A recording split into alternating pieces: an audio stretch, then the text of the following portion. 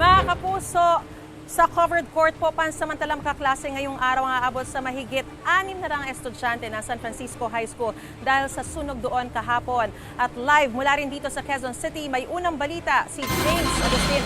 James, paano mangyayari? Hindi ba iba-iba sila ng mga asignatura? Hindi ba magkakagulo?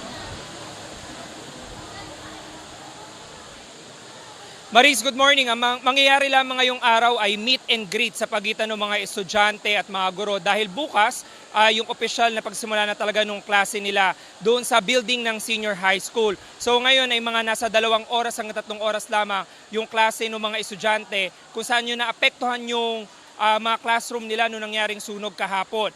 At ongoing na nga yung mga klase ngayon ng mga estudyante na nasa morning shift dito sa San Francisco High School sa Quezon City. Bago mag-alas 6 ng umaga kanina nang isinagawa yung flag raising ceremony, hudyat ang pagsisimula ng school year 2025-2026. Sinundan ito ng pagbigkas ng Panatang Makabayan. Dahil sa nangyaring sunog sa isang building kahapon, apektado ang klase ng 16 na sections, 8 section ng grade 10 students sa umaga at 8 section ng grade 9 students naman sa hapon. Katumbas po yan ng 604 na po na mga estudyante. Sama-sama na muna sila sa covered court ngayong umaga sa unang araw ng pasukan para sa meet and greet sa kanilang mga guro. Bukas ay regular na yung pasok nila dahil ililipat na sila sa building na ginagamit para sa senior high school. At the moment po, ang ginagawa po namin is to assure po yung mga estudyante that classes will go on and then services will be provided. And of course, yung aming pong assurance din sa mga parents that the students will be safe. Sa amin, of course, for DepEd, ang immediate concern is mabigyan talaga ng space yung bata para masiguro na tuloy-tuloy yung pag-aaral nila at hindi maaantala because nung nangyari na ito.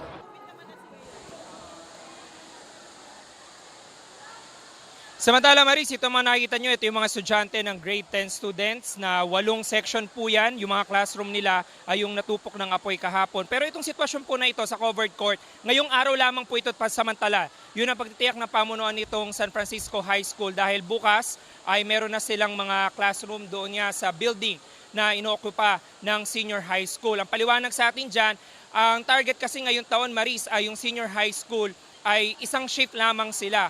Pero mapipilitan na gawing 2 shift dahil nga po dun sa nangyaring insidenteng sunog sa isang building nila dito sa eskwelahan. Yan ang unang balita mula rito sa Quezon City. Ako po si James Agustin para sa GMA Integrated News. Gusto mo bang mauna sa mga balita? Mag-subscribe na sa GMA Integrated News sa YouTube at tumutok sa unang balita.